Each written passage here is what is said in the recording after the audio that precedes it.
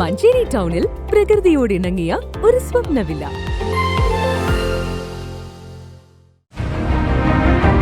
നിങ്ങളുടെ വീടിന്റെ വാഷ്റൂമുകൾ ഇനി ഗ്ലാമർ റൂമുകളാക്കാം സെറ സ്റ്റൈൽ ഗാലറിയിലൂടെ. Sera style gallery near cooperative college, Manjeri.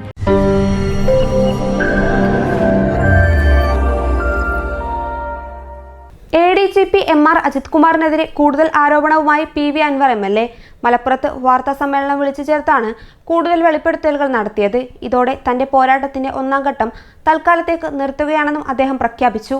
ഞാൻ ഈ പറഞ്ഞ പല ദുരൂഹമായ മരണങ്ങൾ വേറെയുണ്ട്, ആളുകളെ കാണാതായിട്ടുണ്ട്. അത്തരം കേസുകൾ പരാതികൾക്ക് എത്ര കേസ് മുഖ്യമന്ത്രി ആവശ്യത്തിന് കൊടുത്ത പരാതികൾ പലരും ഇത്തരത്തിലുള്ള ദുരൂഹമായ കേസുകൾ. ആ ആളുകളൊക്കെ പലരും വളരെ അങ്ങേയറ്റം വിഷമത്തിലാണ്. അവർക്കൊന്നും നീതി കിട്ടിയില്ല എന്ന ഒരു ഫീലിംഗ് ആൾക്കൊക്കെ ഉണ്ട്. അതൊക്കെ ഇവിടെ റെക്ടിഫൈ ചെയ്യേണ്ടതുണ്ട്.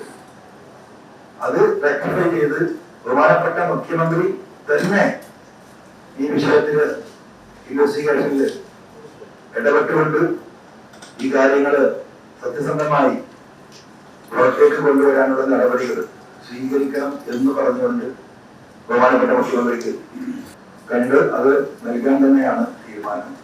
കവടിയാർ കൊട്ടാര പരിസരത്ത് പണിയുന്ന കൊട്ടാര സാദൃശ്യമായ വീടിനെ കുറിച്ചുള്ള വിവരങ്ങളാണ് പുറത്തുവിട്ടത്.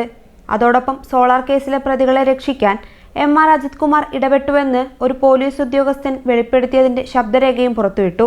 താൻ ഉന്നയിച്ച ആരോപണങ്ങളിലും പുറത്തുവിട്ട തെളിവുകളിലും സത്യസന്ധവും വിശദവുമായ അന്വേഷണം നടത്തണമെന്നാവശ്യപ്പെട്ട് മുഖ്യമന്ത്രി പിണറായി വിജയനെ നേരിൽ കാണുമെന്നും PV അൻവർ MLA പറഞ്ഞു. ചൊവ്വാഴ്ചയോ ബുധനാഴ്ചയോ മുഖ്യമന്ത്രിയെ കാണും. എല്ലാ രേഖകളും സഹിതം പരാതി നൽകും. സത്യസന്ധരും മിടുക്കരുമായ IPS ഉദ്യോഗസ്ഥർ കേരള പോലീസിലുണ്ട്.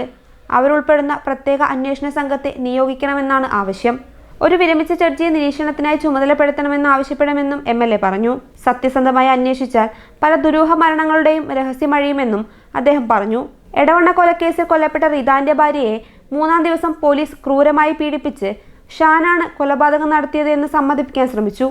ഷാനും താനുമായി അവിഹിത ബന്ധമുണ്ടെന്നും തനിക്കൊപ്പം ജീവിക്കാനാണ് ഷാൻ ഭർത്താവിനെ കൊന്നതെന്നും സമ്മതിപ്പിക്കാൻ ശ്രമിച്ചു. പ്രതി ഷാനിനെ 3.5 ദിവസം പോലീസ് കസ്റ്റഡിയിൽ പീഡിപ്പിച്ച് കൊലപാതകം സമ്മതിപ്പിക്കാൻ ശ്രമിച്ചു.